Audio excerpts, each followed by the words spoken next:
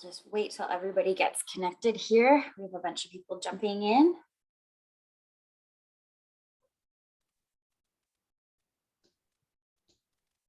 Excellent. And everybody, I think we'll just wait one more minute to make sure that everybody who wants to join has done so and is able to connect. So we'll just give it one more minute.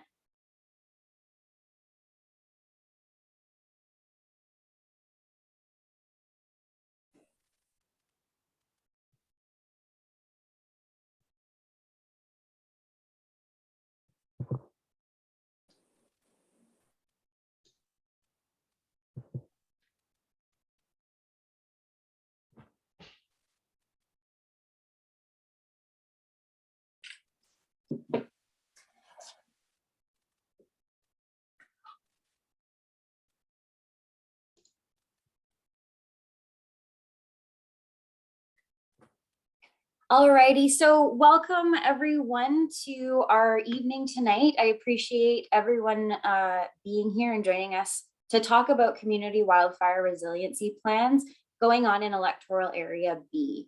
I know it's been quite a crazy week for a lot of us, and it seems a little bit ironic that we're talking about wildfire tonight among all those floods.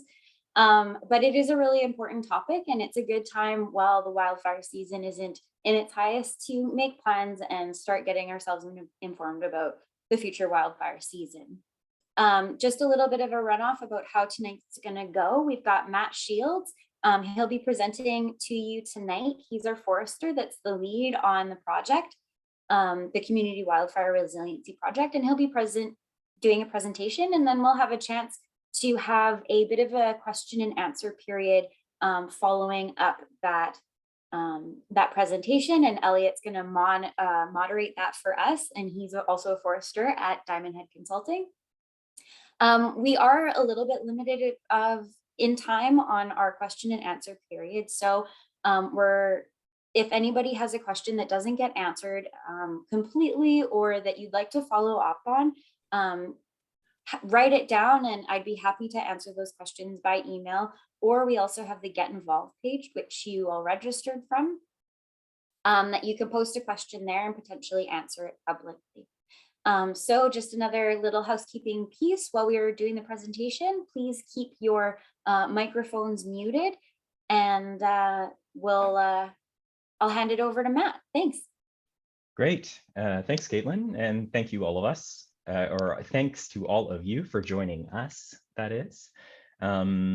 Yeah, so before we get started here with the presentation, I just want to acknowledge that our project takes place on the traditional and unceded territory of the Coast Salish peoples, specifically the Snuneymuxw, and that Elliot and I are joining from the traditional and unceded territory of the Musqueam, Squamish, and Tsleil-Waututh tonight in Vancouver.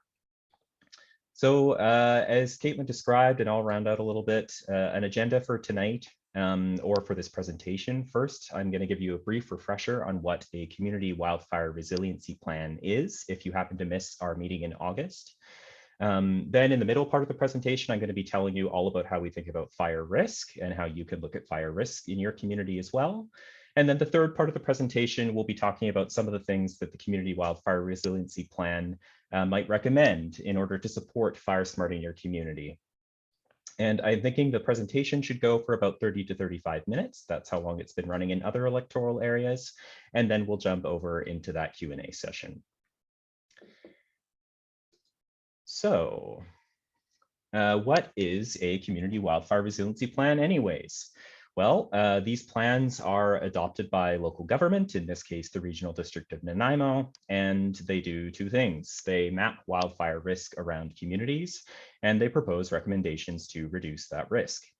And these are plans paid for through provincial government grants. And what you get at the end is a high-level strategy for managing wildfire risk in your community in the form of a document that is accepted and presented to the Regional District Board.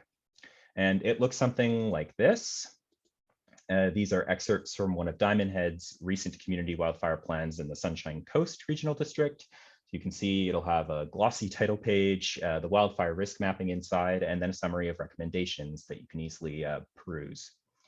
The plans are meant to be read by the public and will place wildfire risk in your area in the context of its local landscape, community values, and other background information. And they also provide strategic advice to decision makers about how the regional district itself can manage wildfire risk. So a little bit of background on our process. So it starts with a review of your community's context, including the weather, the fire history, environmental and cultural values. Then we make site visits to public parks and other lands to assess potential wildfire behavior, look at provincial data and the location of public infrastructure.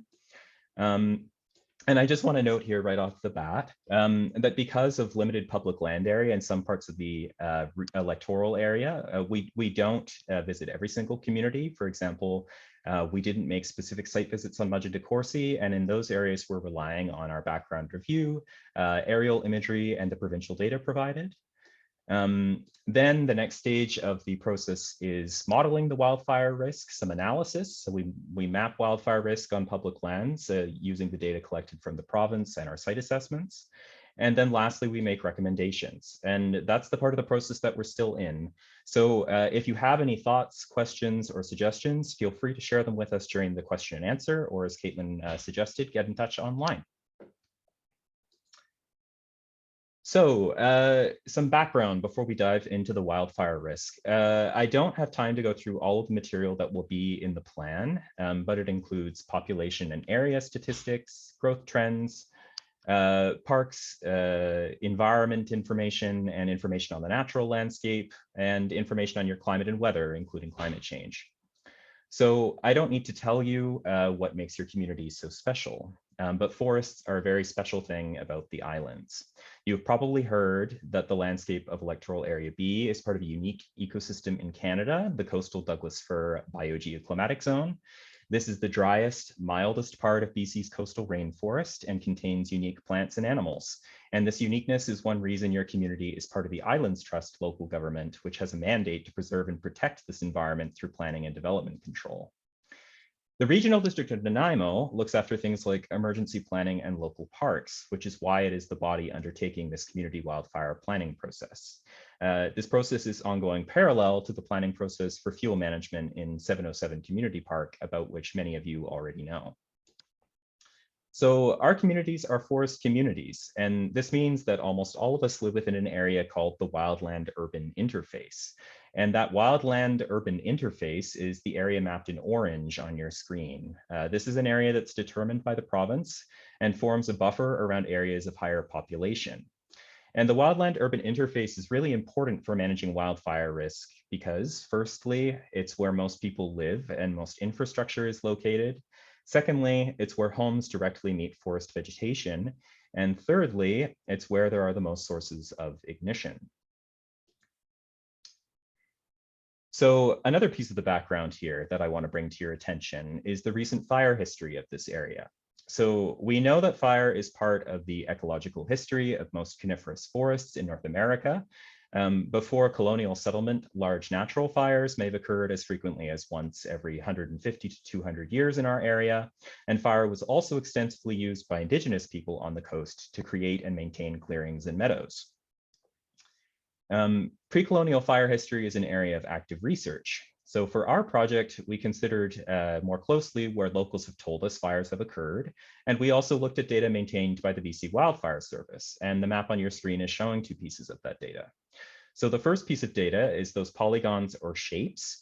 And these represent all fires in the province's database of larger fires, typically that's typically larger than 1 hectare. And this data contains records between 1919 and 2020, so roughly the last 100 years.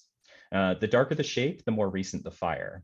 And since 1919, there have been 6 fires of 1 hectare or more in size, and they all occurred before 1956. That 1956 fire, if you can pick it out on your screen, happened on Mudgee Island in that year. The second piece of data is the red dots. So the red dots on the screen are showing some of the province's data on smaller fire starts between 1950 and 2020, so the last 70 years. And during this time period, there were 83 fires on the islands reported to the BC Wildfire Service. And of these, 60 spread to surrounding vegetation and had to be actioned by local or provincial firefighters. And note that only fires reported to the BC Wildfire Service are shown. We've heard from locals that there have been other instances of unattended fires causing concern.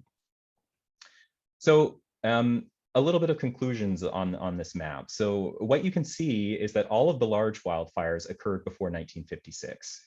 So ignitions in recent decades are mostly small fires that were quickly suppressed or burned out due to unfavorable conditions.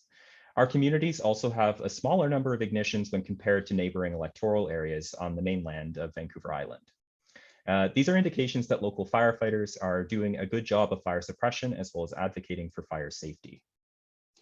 I know that human-caused ignitions is a significant concern on the islands, and the stats bear this out. Of the 83 fires reported in the provincial data, all but 2 were attributed to human causes. And locals have told us that there are a variety of concerns, including illegal campfires and unattended fires on rural property.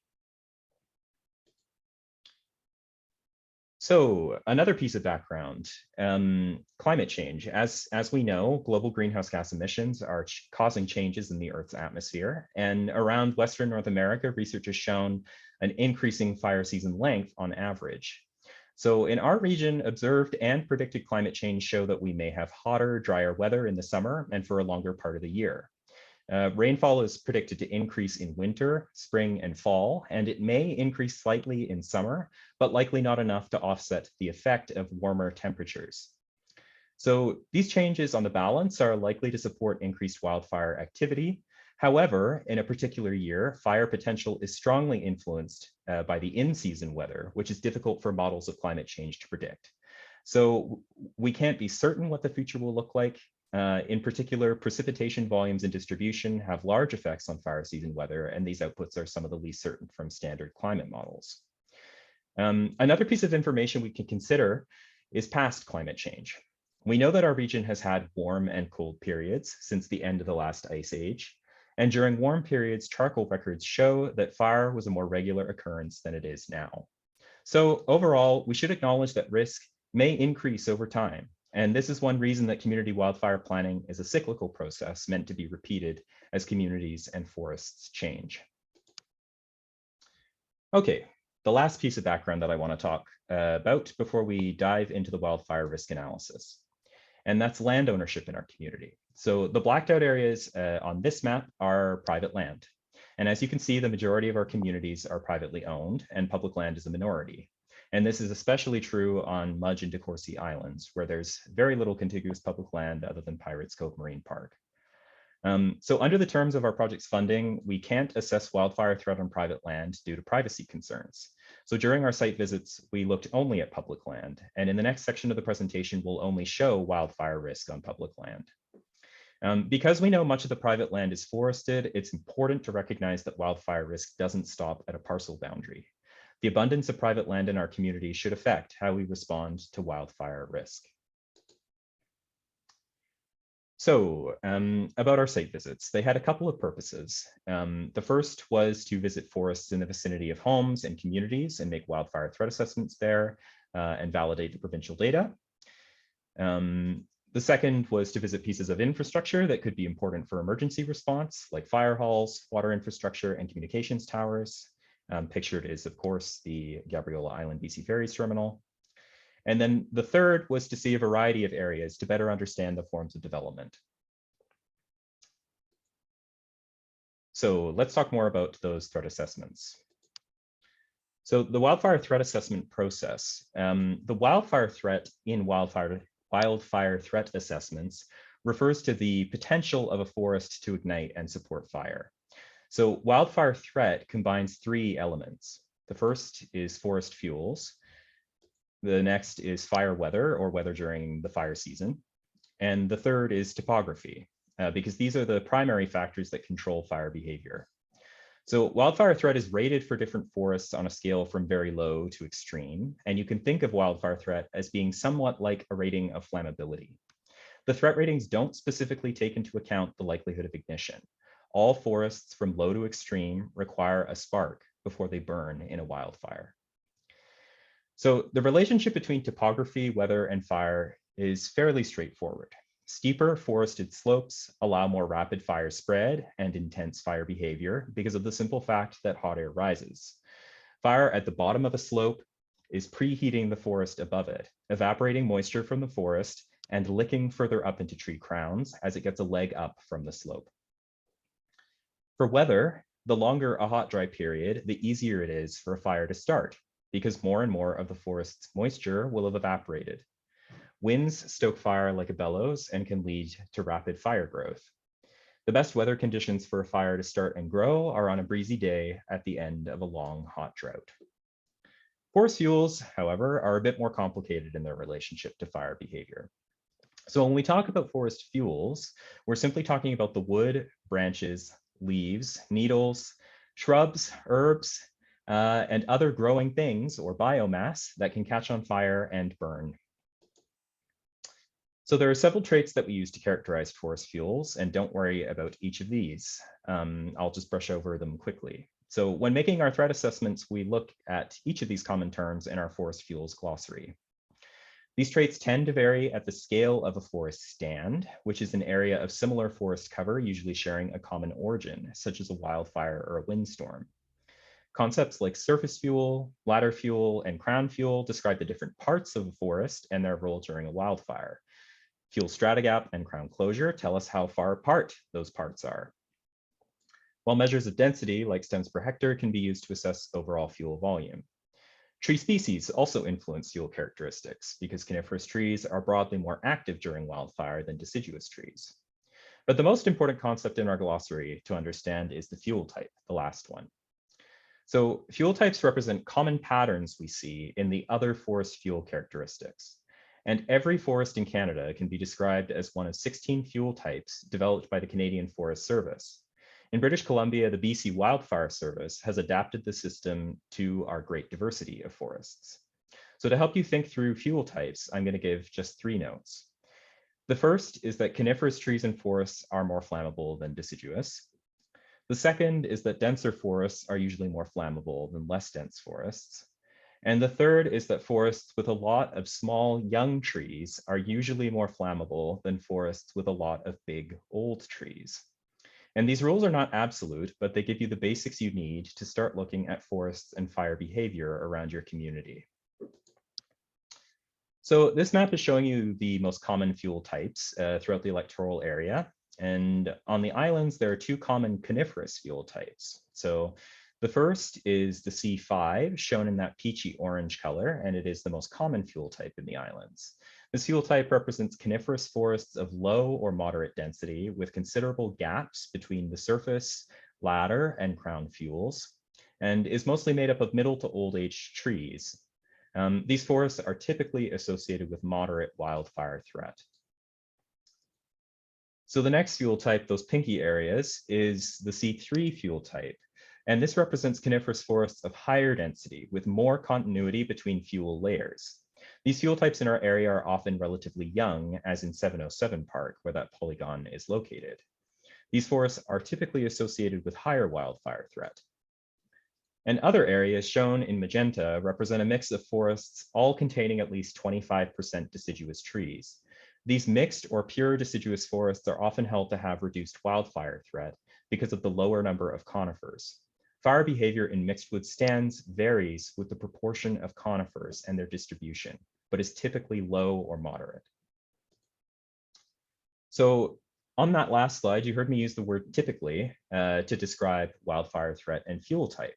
And this is because, of course, variability within forests, topography, and the effects of weather all combine to make wildfire threat. So wildfire threat, you have to remember, is a kind of probability that tells us how severe a fire could be during the height of the fire season. Fire rank, on the other hand, is a visual classification used by the BC Wildfire Service to help illustrate the severity of fires or the types of fires that can occur.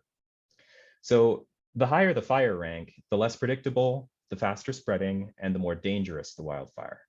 Beyond rank 3, fires are often too difficult to directly fight with ground crews and must be extinguished by air support or favorable weather. The likelihood of higher rank fires tends to increase with more flammable fuel types and more extreme fire weather. One way of thinking about this is that it is easier, so to speak, for an area of high or extreme wildfire threat to sustain a fire of higher rank than it is for a moderate threat area. Despite this, fire of any rank in the interface is capable of threatening homes and public safety. So to put it together, the wildland urban interface is where wildfire threat becomes wildfire risk. Risk is when there is something of value that could burn down because of a wildfire. So how exactly does wildfire threat become wildfire risk? Well, fires have three ways of spreading from forests into communities. And the first is direct flame. So this is when your home is exposed to wildfire by the ignition of its landscaping, yard debris, or other things you have stacked up around the building because they are in contact with forest vegetation. Second is radiant heat. So a fire front can generate a lot of energy. And if your home is within 10 to 30 meters of a forest on fire, the heat from the blaze can be enough to cause materials on your home to ignite. The greatest risk of this occurring is within 10 meters of your home. And third is ember ignition. So a fire can send off embers or firebrands that can ignite flammable materials well in advance of the fire's arrival. So embers can lodge in crevices in your roof or siding or ignite landscaping near your home. And while embers can travel up to several kilometers ahead of a fire, the greatest risk is within a few hundred meters of a burning forest. So when forests with higher wildfire threat ratings are within a few hundred meters of homes, we recognize higher wildfire risk. So to map this out, we combined that weather, fuels, and topographic information with information on the location of homes in the wildland urban interface to come up with a new map of wildfire threat and high-risk areas. So on this map, you can see a few different colors. The blacked out areas are, of course, private land. The very low threat areas in light blue, those are typically water. I'm sure you can all recognize the outline of the ocean around your community. Next, most of the area of the map is contained in that neon yellow color, which represents moderate areas of moderate wildfire threat. Areas of high wildfire threat are in orange.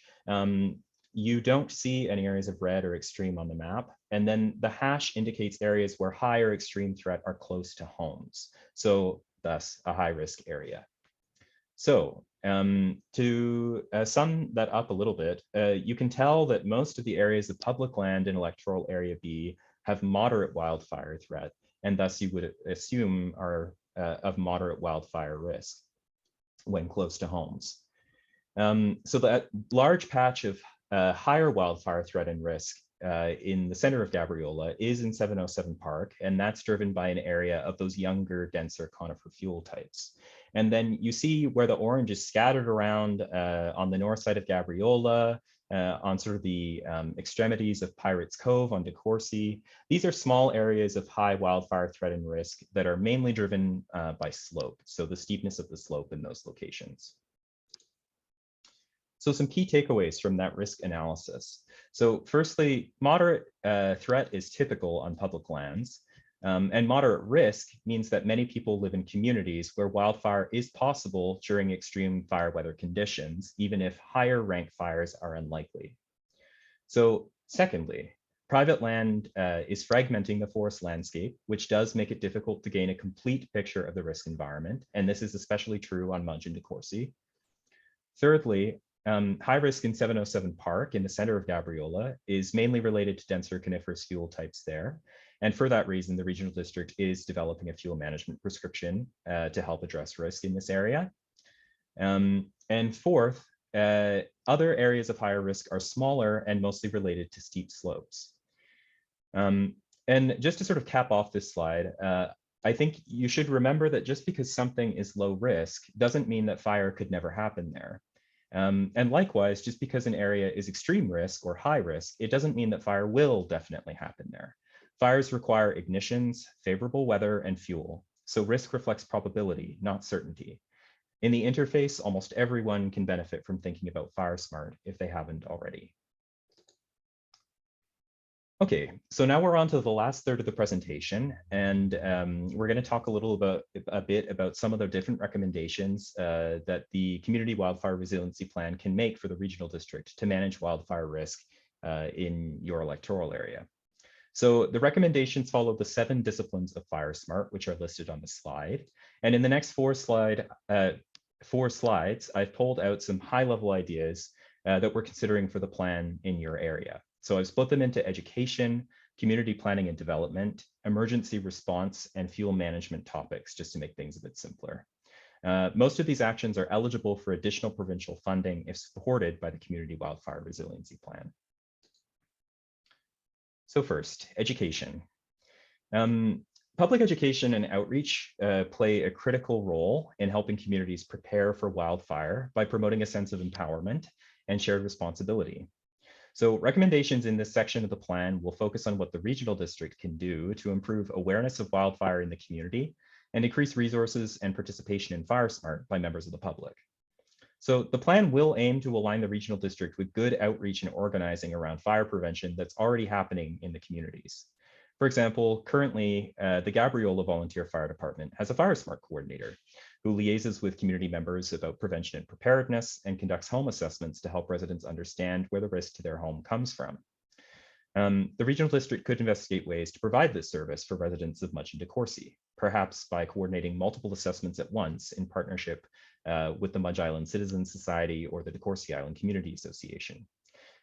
This may require hiring an additional FireSmart coordinator, likely to be shared with other areas in the regional district that currently lack this service.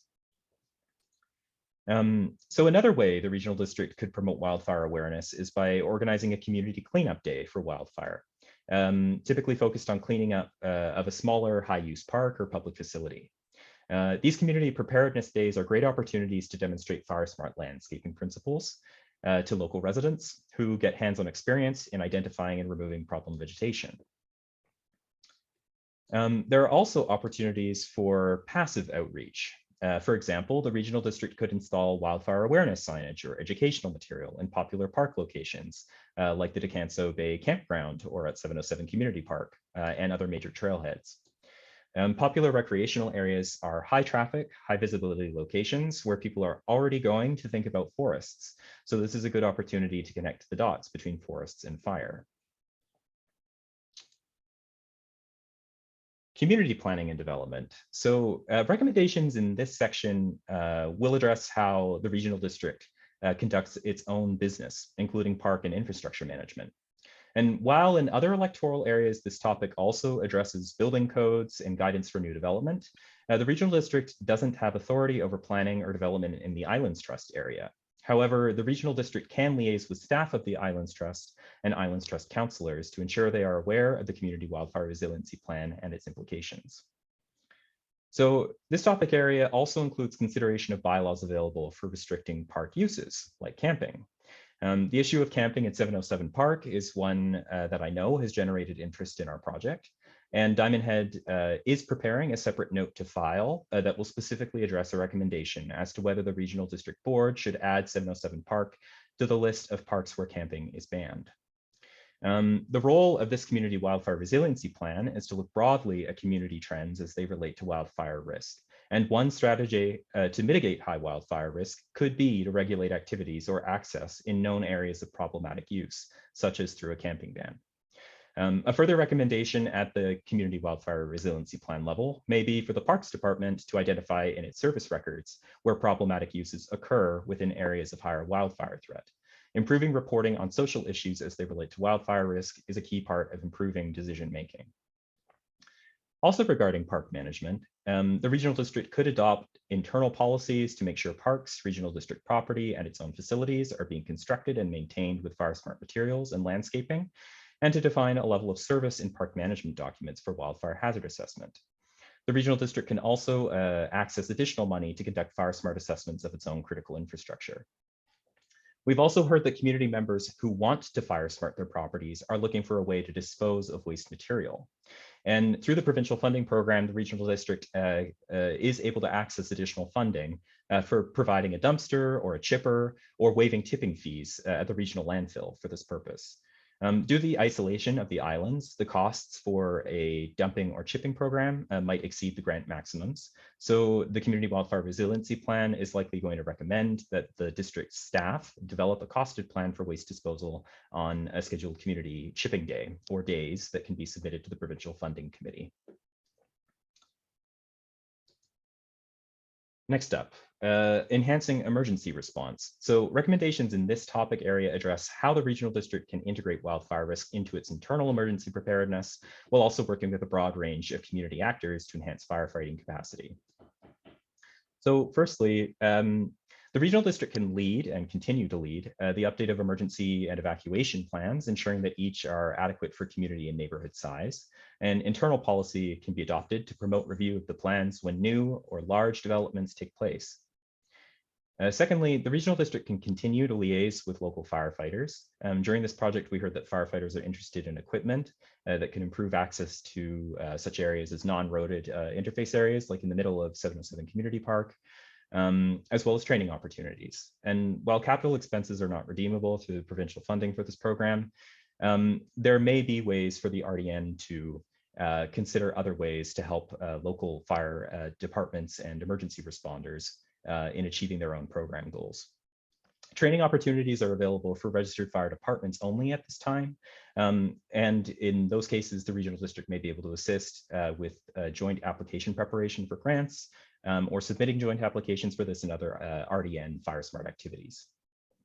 So on Mudgee to Corsi, which have non-registered firefighting associations, the regional district will have to focus firstly on community education initiatives, but it may be able to support grant applications led by the residents associations. Additionally, the regional district may be able to support the local associations as the foundation of a neighborhood fire smart program. And these neighborhood fire smart programs can access some additional program funding. Additionally, and finally, on DeCourcy, the regional district can also request that BC Park staff conduct wildfire hazard assessment and abatement in Pirates Cove Marine Park to better address the nature of high-risk areas there. So the last topic area, fuel management. In some areas on public land, it may make sense to pursue fuel management. And fuel management is when a professional forester makes detailed site assessments of fuel loading in an area and develops a prescription to reduce components of the forest that are creating risk. And these assessments are more detailed and intensive than the data collected for the CWRP and can be used to model fire behavior and intensity at specific sites. So the regional district, as you know, is currently planning fuel management in the 707 Community Park. And in that location, as you saw, high density conifer forest is contributing to high wildfire threat next to homes. And you can find out more about this and similar projects on the regional district's Get Involved page where you've registered for this event. The 707 Park Fuel Management Project will have another public event like this one, an online meeting, where you can learn more about this aspect of wildfire risk. So the photos on this slide show a post-treatment condition. So after a plan was implemented for fuel management in Douglas fir forests, similar to the forests that we have in our community. And the point being that in most cases, the purpose of fuel management is to keep a forest in place and not to clear cut it. It's critical to understand that fuel management typically targets smaller or dead trees, not large healthy ones. And fuel management is a tool we can use in some situations to reduce the likelihood of fire spreading towards homes or improve the chances of suppression success. So the Community Wildfire Resiliency Plan's connection to this is that it will identify potential treatment areas on the basis of their wildfire risk rating, their proximity to homes, and the operational feasibility. So the highest priority area, to be certain though, for fuel treatment in the electoral area is in 707 Park.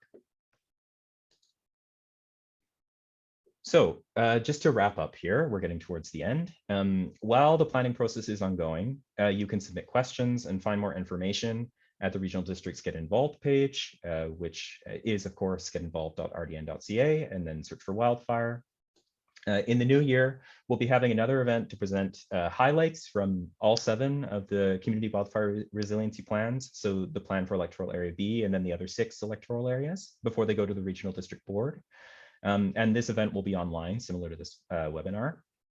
And we're aiming to have the Community Wildfire Resiliency Plans in place by February of 2022, when they'll go before the Regional District Board in a public meeting.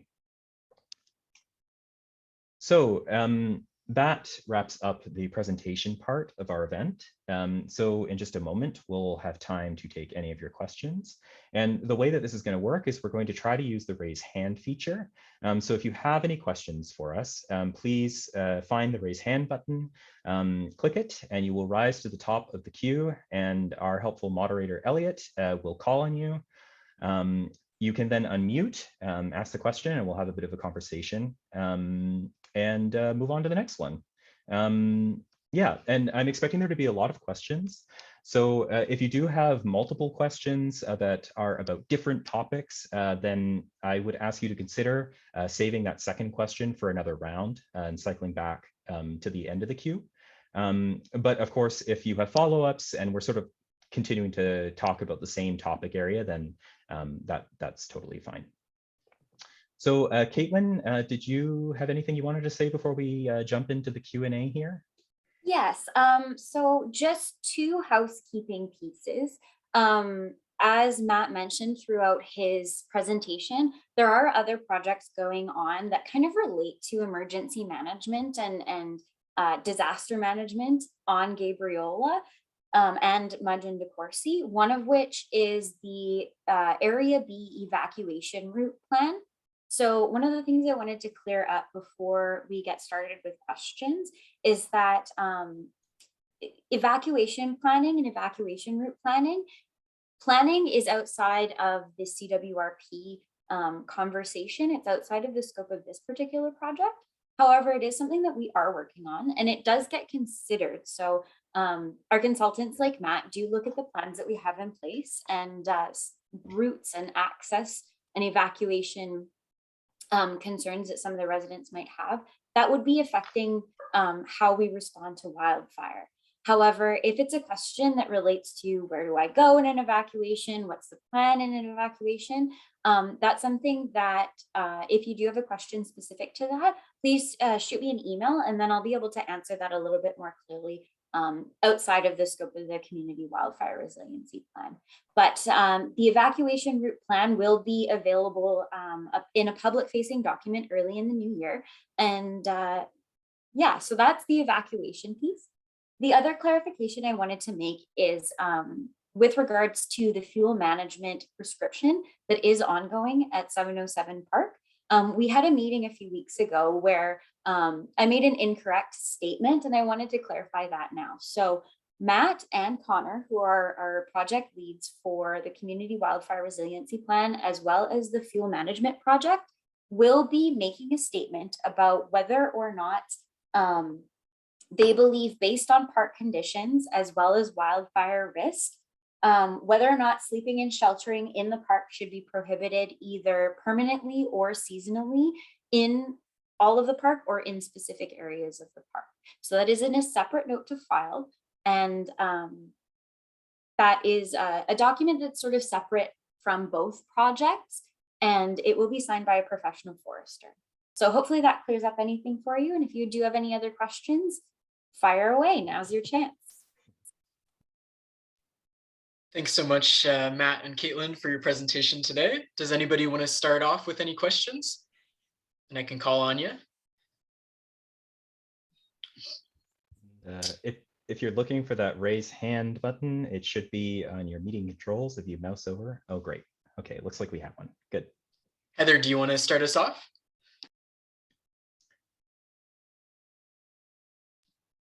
Heather, you can just click on the unmute button and then we can hear what your question is at the top there. Okay. There we go. Hi. What are the homeowners supposed to do with all the dry brush that gather and we want to dispose of it? And I know you had briefly brought that up. We are allowed to do outside burning, but we just wanted to know if there is alternative ways. And you had mentioned that there was a possibility that you were looking into it so that you could clear brush and have some way of getting it off the island. Is that correct? So there are really two means through the program that we're working under that would be available to the regional district. And the first is investigating what's called a community chipping day, where basically we apply for grant money to bring a chipper to a particular neighborhood or like a central location in your community. Excellent. And then you would just have to transit basically your debris to that location, and then the program would take care of the rest. The second thing is there is money available to waive a certain amount of green waste tipping fees. So if you do happen to have either a friend or your own vehicle in which you sometimes make runs to the regional landfill, Yes. then there's potential that fees on green waste could be waived. Likely a program like that would need to be connected to some kind of fire smart assessment of your home or property. But those are really the two sort of avenues that can be explored for waste removal. Thank you. And I know there are other people wanting questions. I do have one other question, but I'll let somebody else put a question out there. And I Yep. can jump in also too, just on the vegetation management Yes. piece. We have had a really successful chipping program on Gabriola. We called it Red Bin Days, and I believe that was in 2019. We're looking into options to do that again. It is based on whether or not we receive funding or if our grant application is approved by the Community Resiliency Investment Fund. But we would really like to do that again. So that is something that we're going to be working with the local fire departments and the residents on. That's awesome. That's awesome. So I do have another question. Is that all right? No one else has raised their hand, Oh, so I'd say okay. so. Yeah. So my husband was asking, what recourses do us homeowners, if there are required properties owners to clear their lots for dry tinder? So we have a very large 1 acre lot behind our home, and the homeowners don't come to clear out all the forest debris. And we wanted to know, what can we do to and there's no home there, and what can you do to get to the homeowners to tell them to clear it, because it's just debris that's sitting there that could catch fire. If if it wasn't there, it would be better. So that's what we wanted to know. How can you do that? And that's his question. Well, unfortunately, I don't have a great answer for you. For sort of that relationship where it's two neighbors. Well, no, actually, it's a vacant lot. Right. It's vacant, yes. So Right. the homeowner is never there. Uh-huh. Oh, right. But it would be on private land, right? It is, yes. Yeah. Yeah. So the regional district is mostly limited to, like, that's a situation where we're going to be sort of recommending education initiatives Yes. to try and increase awareness of some of these issues in your community. Okay. Unfortunately, obviously, like, the regional district doesn't have the ability to go onto private land and start cleaning stuff up. No, we realize that. Yeah. But there hopefully, I know despite the prominence of seasonal residents in parts of Electoral Area B, we have had interest in both this event and the plan from temporary or seasonal residents. Yes. So I know it can be difficult to sort of reach people who are maybe not present all the time. But hopefully with some wider community based initiatives, you might be able to get through to them. If Yeah, you're that'd not, be awesome. yeah. I'm sorry, I don't have a better answer for you on that No, one. that's good. I appreciate your time. Thank you very much. Yeah. Thank you. Thanks, Heather, for your questions. Does anybody else have any to add? Janet, do you want to go next? Janet is Steve. Yes. I'm on her call here. Hello, Steve. Thanks, Steve. Hello. So thanks for the presentation and the terminology, explanations of terminology. So I'm on DeCourcy. Yes. And Pirates Cove had a few areas here of high threat. Yes. First of all, we welcome you to visit us on DeCourcy. There's a whole bunch of us there who'd be happy to take you on a tour anytime. What might end up in your plan with regards to the Pirates Cove and a fuel management prescription for Pirates Cove? Yeah, so I have a couple thoughts on this. And the first is that, so the fuel management areas that are not on the regional district owned property, if it's recommended for treatment, it doesn't mean that it won't make it in the plan, that it isn't on RDN property, but it does make it less and less likely that it would actually ever be implemented. So the first sort of thing to consider is that the plan will talk about reaching out to organizations like BC Parks And because of the unique situation on DeCourcy, where Pirates Cove is really the only piece of public land on the island, that seems like a pretty obvious recommendation to make, that we touch base, that the regional district touch base with BC Parks Management and ask them sort of about what is going on in terms of wildfire hazard assessment and or abatement in the park. To zoom out a little bit from sort of what can we do about it? I know sort of like the ring of orange around Pirates Cove might be something that makes you feel maybe a little bit uneasy. And, you know, there's some amount of that that's like inevitable in the mapping. But what I would emphasize is, you know, ignitions do require, I guess, both access, fuel, topography, weather, like the whole bit. And so if this is an area that's relatively limited from other properties on the island, which I believe is the case, you know, it's located on a peninsula that's somewhat isolated from remaining properties. There's a bit of a wet area in the middle. And all told, it is not the largest piece of public land in the electoral area. It isn't necessarily going to be the highest priority for treatment, even if it makes it on the list. Can I just add a couple of observations? Yes, there, Matt? please. Yeah, please do. When you come to DeCourcy, we'll take you on a walk around the trails that all run around the perimeter of Pirates Cove, through the and you'll see the storm damage that occurred 3 years ago, which has yet to be cleaned up. There's a lot of material down.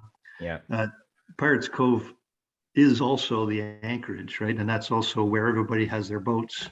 And the docks. In fact, that's where we would all marshal to get off that island if there was a fire. Right. So, you know, it's sort of a strategically important location from a evacuation standpoint. And of course, the campsite is right in the middle of one of those windthrow patches. So in fact, you've got people camping there. People are very careful about fires, and there's lots of signage. But that's always on the minds of the residents. I'm sorry, Steve. I hope I didn't seem flip there. I understand that you know, it's not that there's no ignition risk there. I think so what the plan will do is it will recommend that the regional district reach out to BC Parks to gain an understanding of what their sort of hazard assessment actually looks like and whether there is potential for abatement. But in terms of sort of like the contiguous larger areas of high threat, it's really sort of the 707 park that inevitably ends up being sort of higher on the list just because of sort of the ownership and then sort of the limits of sort of what we look at in our program. But we will be recommending that, you know, contact be established so that BC Parks can provide information about this threat. And I think that information you shared about it being a critical location in terms of evacuation planning is really important, which maybe Caitlin, you can follow up on. I was furiously writing down notes. Yes, it's something that I think Matt and I will talk about and coordinate on. I think it's important that we know that our primary evacuation routes are clear and free. But again, like Matt said, in some cases, we're restricted to what we can recommend and what the RDN can actually jump in and do something on when it's not RDN parkland. So there are, I know the provincial government has a wildfire risk reduction program that they're working through on provincial crown land and BC Parks land, where they can do wildfire prescription programs. And so, yeah, when it comes to what the regional district can do, typically it's going to be focusing on larger locations that are in the wildland urban interface that are really close to homes.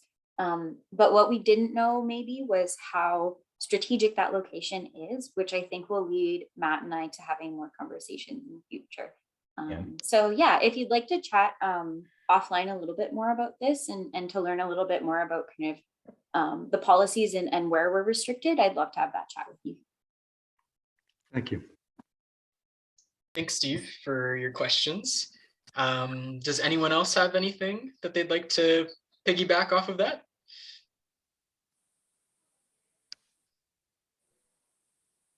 So many gray boxes today. It's hard to see who's out there. No more hands. I'm surprised. I know. I'm sure they're coming. I can feel it.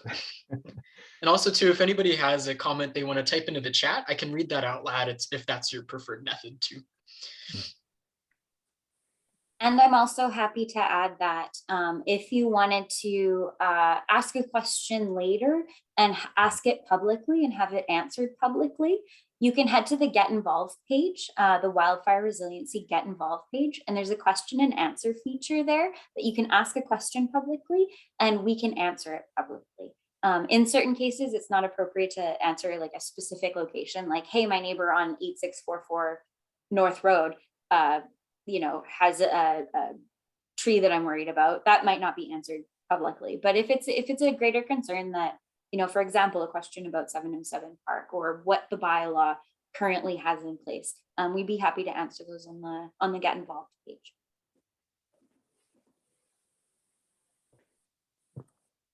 It looks like Derek, did you unmute yourself? Did you have a question?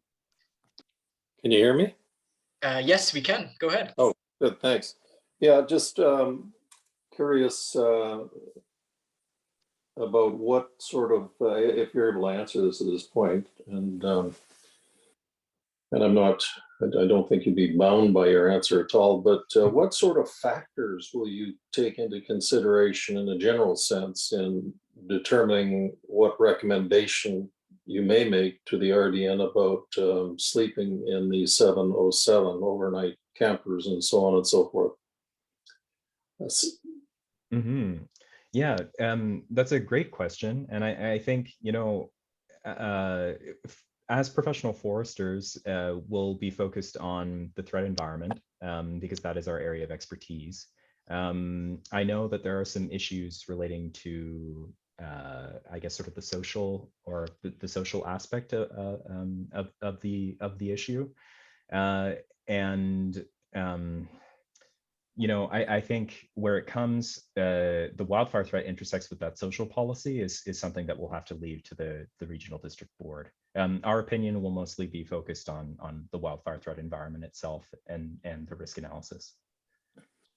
Will you, if I can just follow up, will you be taking into account historical information about the incidence of fires in homeless encampments and that sort of empirical study in order to adequately address the risk posed of ignition, which is of course the sine qua non of a wildfire? Yeah, so any historical information relating to ignition, we're happy to review, and I'm sure the board directors will also be happy to see when they inevitably consider the note to file. To your knowledge, and maybe Caitlin or Vanessa could answer this, will this note to file, which I take it will be in the form of possibly a recommendation, be made public prior to, be made public? I will find out for you. I'm not specifically sure how it will be made public, but what I'll do is I'll make sure I'll follow up and clarify with that one. And then I'll post an answer. I'll shoot you an email, Derek, with the answer. And then I'll also post it on our Get Involved page, what the answer is. Thanks, Caitlin. Those are my questions. Thank you. Thank you, Derek. Thanks, Derek. So it looks like we have about almost at the hour here at 8 o'clock. Looks like Vanessa, you had another question? Oh, go ahead, Vanessa. You just have to press the unmute button. Yeah, I'm just having difficulty. I don't know why. I guess this is more to Caitlin, but given Steve's comments recently about the challenges in an evacuation, if that area, which is identified as high fire risk, is the problem, how will this be feeding into the evacuation route planning for the islands?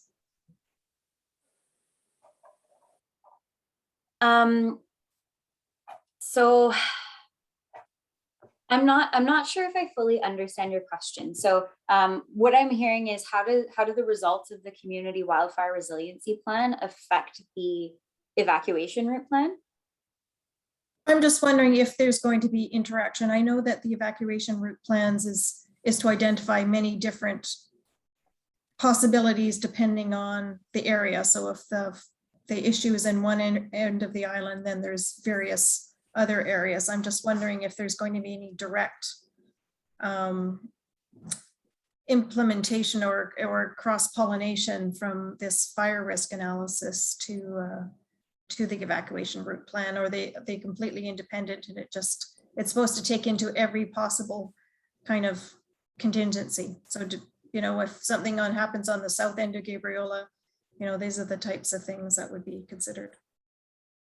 Yeah, so what I can tell you is what we have done. So we have had conversations with the consultants about each project, and we have cross-pollinated a little bit. In terms of the evacuation route plan, from my understanding, it focuses more on spatially where an issue would occur, not necessarily the likelihood of where it would occur for the evacuation route plan. And so the evacuation route plan looks more at, again, like you said, if it happens on the north end of the island, how are these residents going to evacuate, and so on and so forth. However, there has been, consideration for, what kind of volume could we see evacuating in such and such a scenario like that. I think the reverse of that is maybe a bit more where we have a bit more, we can have more conversations about how the evacuation route plan fits into how we choose to target wildfire threats. So for example, the evacuation route plan will identify areas that are difficult to evacuate. And therefore we may look to the community wildfire resiliency plan to say, hey, this is where you need to focus your public communication or your fire smarting, or, potentially it could be something where we look at public works that say, you need another access route or road widening or so on and so forth. Does that answer your question? Yeah, that's helpful. It just seems an opportunity since these things are kind of happening at the same time, and they certainly have implications for each other. So I'm happy to hear that. Thank you. Sweet. Thanks, Vanessa. Does anyone, I think we have time for one more quick question. Does anyone have one last one for us?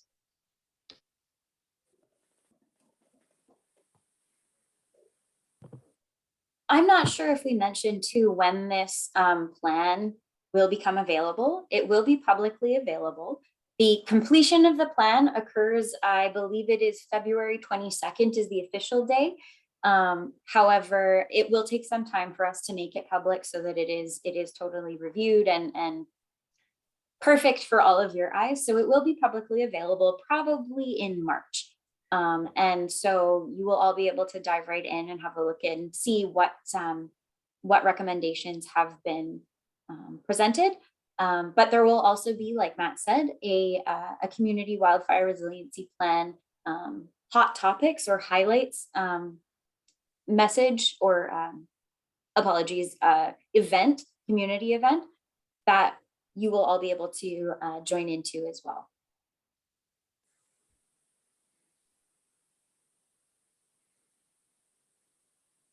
Okay, I'm not seeing any other questions.